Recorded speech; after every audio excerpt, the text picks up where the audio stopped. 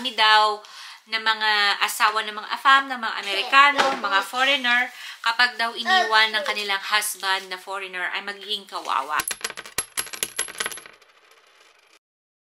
Uusapan naman natin ngayon ang isang question na nakita ko lang. It wasn't really asked sa akin specifically, but I feel like I have something to say. Sasabihin ko na rin ang own na opinion ko. It's an opinion of some people na sinasabi na kami daw na mga asawa ng mga AFAM, ng mga Amerikano, mga foreigner, kapag daw iniwan ng kanilang husband na foreigner ay magiging kawawa. So, here's my opinion about that. Thank you! Sa totoo lang, hindi ako naniniwala kasi I know tayong mga Pilipino ay madiskarte sa buhay.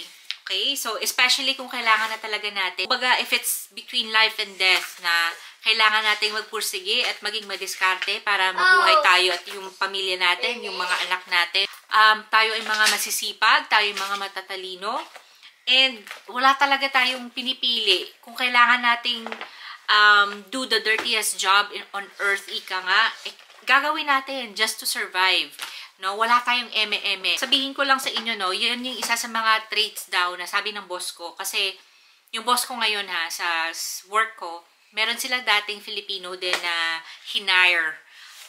And sabi niya sa akin, so far daw, yung impression talaga niya sa mga Filipino workers are very versatile and very... Mama, say it. What? The word. Kasi kahit ano daw, pwede natin gawin. And ako personally, tinatanong nila ako, do you know how to do this? Pag hindi ko alam, sinasabi ko no, but I can find out or I can try. Pag hindi ko alam, inaalam ko and ginagawa ko siya. Kaya gusto ako ng boss ko. Sasagutin ko naman to sa personal kong situation. I know na it doesn't apply to me. I invested in myself even before coming to the US when it comes to skills. I made sure na kahit saan akong lupalop ng mundo, Pilipinas man o abroad, ay meron akong skill na pwede kong pagkakakitaan. And may mga goals ako sa buhay and may ambition ako sa buhay na as a woman, as an individual, ay gusto kong makamit and not just, you know, because na makapag-asawa ako ng foreigner or something like that. So, nag-invest talaga ako sa sarili ko para na masigurado ko whatever happens to the marriage, even before I, you know, got into the marriage, whatever happens to the marriage, ay kaya ko yung sarili ko na tumayo sa sarili kong mga paa, kaya kong buhayin ang sarili ko at mga anak ko. Yung mga ganun, diba? I mean, you don't want to be nega naman, no? Especially coming into a marriage, coming into a relationship, but you also don't want to be clueless or hindi mo rin gusto na wala kang plano in case things go down or things don't go as planned. So, dapat, alam mo, may plano ka. Dapat, handa ka sa magiging possibility. And sa totoo lang, maganda yung buhay ko sa Pilipinas. Ang parents ko are very, you know, they provided me with a very good life in the Philippines. And I know na kung kailangan ko man, no, kung kailangan ko mang bumalik ng Pilipinas, I know that they will still accept me with loving arms, wide open. And they will help me start all over again sa buhay ko, magiging buhay ko sa Pilipinas.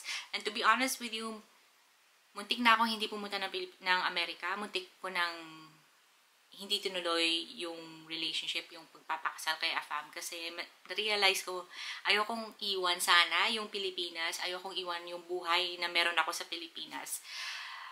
But,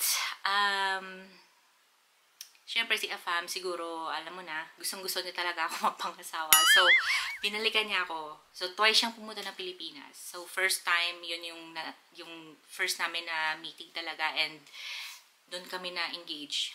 Nag-propose siya, so I said yes. Tapos yung second time is because yun na nga, sabi ko, I don't wanna go there. Oh, so, no! Hindi niya siguro, talagang sinuyo niya ako. So, bumalik siya ulit. Lumipad siya ng Pilipinas para suyuin ako. And then yun, nagkaayos kami.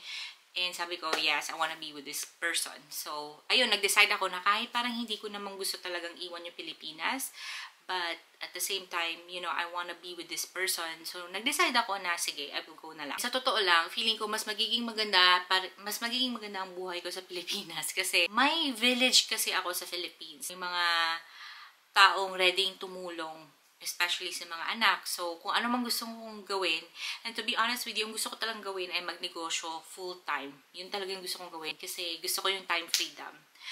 But as of the moment, sa situation ko, parang hindi pa siya applicable. So that's why I still have a job. Employed pa rin ako. And then I'm doing stuff on the side para would help me transition into what I wanted to do. Wala akong katulong dito. So kung gustuhin ko man na mag-work, gustuhin ko man na list all the time ng mga binibenta ko, gustuhin ko man na mag-create ng videos or na content para sa inyo, hindi ko talaga agad-agad gagawa, especially pag si Colton ay nasa bahay at walang school. So, wala talaga akong katulong dito mga bebe. Sa nanay ko pa lang, meron na akong help. Tapos, syempre, yung panganay ko pa, gusto niya rin, gusto niya rin.